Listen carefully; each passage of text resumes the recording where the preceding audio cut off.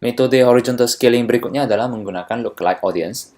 Jadi lookalike audience adalah audience yang dibuat oleh Facebook yang serupa dengan pengunjung atau pembeli di website kita. Jadi dari data pixel, Facebook bisa mempelajari behavior dari pembeli yang sudah melakukan pembelian di website kita dan mencari orang-orang yang behaviornya serupa. Nah, kalau Anda mau tahu kekuatan lookalike audience itu seperti apa, di campaign Payday saya, 60-70% sales itu berasal dari lookalike audience. Jadi bayangin kalau waktu itu saya tidak target lookalike audience, maka salesnya nggak akan sebanyak itu. Nah, lookalike audience bisa kita buat dari visitors, bisa juga dari buyers. Nah, dari visitors itu, supaya lookalike audience-nya itu kuat, minimal 1000 visitors. Kalau dari buyers, itu minimal 100 buyers. Oke, kemudian kita bisa intersect dengan broad interest. Ini saya akan tunjukkan cara membuat lookalike audience itu bagaimana. Anda masuk ke Tools, Audience, Create Audience, Lookalike Audience. Di sini Anda bisa milih custom audience yang sudah Anda buat. Jadi ini adalah custom audience visitors. Kemudian pilih negara. Nah, ini ada persentase. Semakin kecil persentasenya, semakin targeted audience-nya.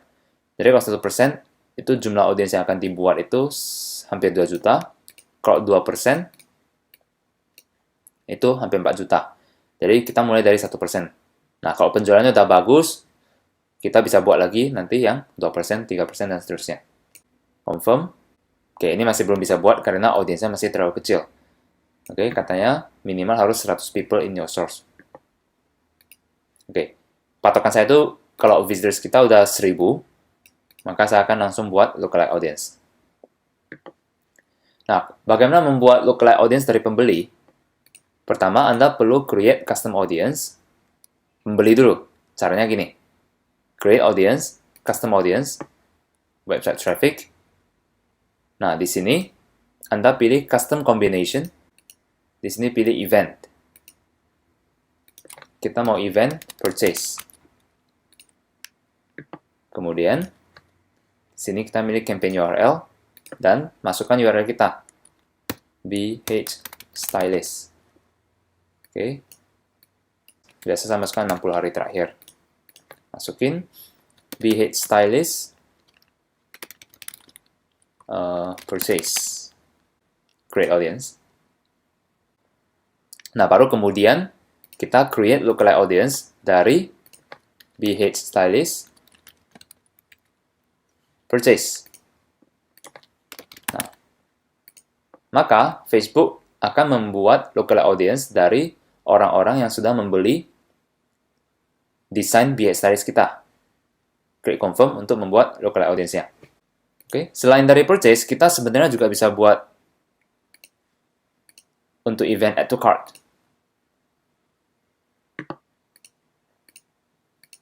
Oke, ini add to cart. URL BH Stylist.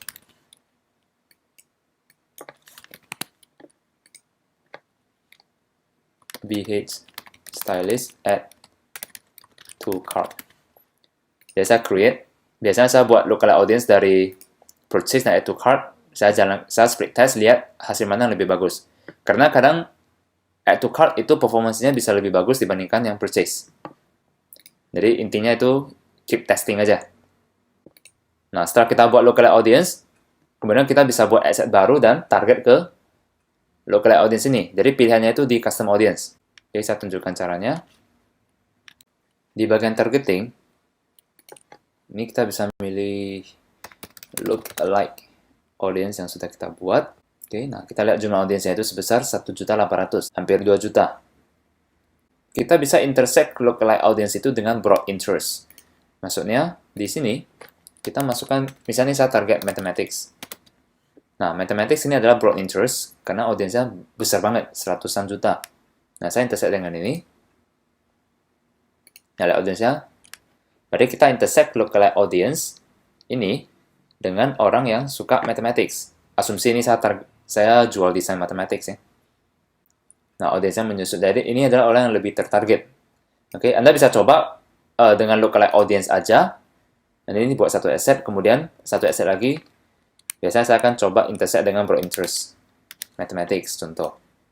Oke, dan kita coba lihat kedua hasil itu mana lebih bagus. Metode horizontal scaling ketiga adalah broad targeting. Nah, ini Anda lakukan jika pixel Anda benar-benar sudah matang. Jadi dalam arti satu hari itu sudah terjual 50-an pieces. Anda bisa mulai dulu dengan mentarget ke winning demographics. Oke, maksudnya gimana? Maksudnya broad targeting adalah kita target mathematics saja.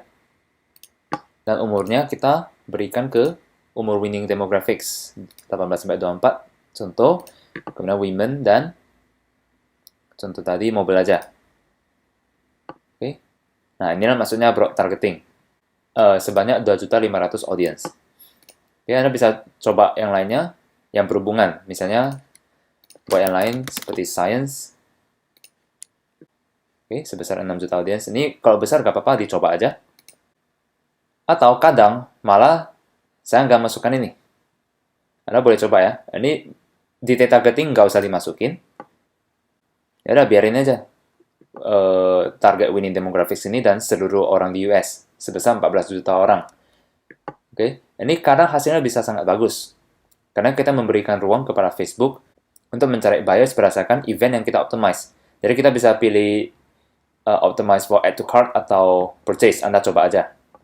Nah, inilah 3 cara horizontal scaling yang bisa Anda terapkan waktu scaling. Nah, lalu sampai di sini Anda nanya, Mas, dalam kasus ini, dari tadi kita hanya mentarget umur 18-24, kemudian female dan mobile. Nah, bagaimana kalau sebenarnya di umur 25 ke atas itu ada pembelinya, tapi kita nggak target?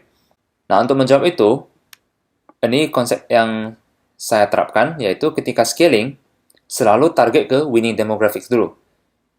Baru kemudian kembangkan ke demographics lainnya. Jadi, kita fokusnya itu ke winning demographics. Kenapa? Karena kita mau seprofit mungkin dulu, sehingga kita bisa mendapatkan profit itu untuk reinvest kembali dan mencari sisa audiens lainnya. Jadi, di fase scaling, selain Anda target winning demographics, Anda boleh juga coba buat aset baru, beberapa aset untuk mentarget umur lainnya, ataupun placement lainnya seperti desktop atau mail misalnya. Jadi kuncinya dari winning demographics dulu, kita pelan-pelan kembangkan sambil mematangkan pixel. Nah, dengan pixel kita yang sudah kuat, baru kita jalankan, kita coba spread test lagi ke audiens yang lainnya, misalnya 25 tahun ke atas.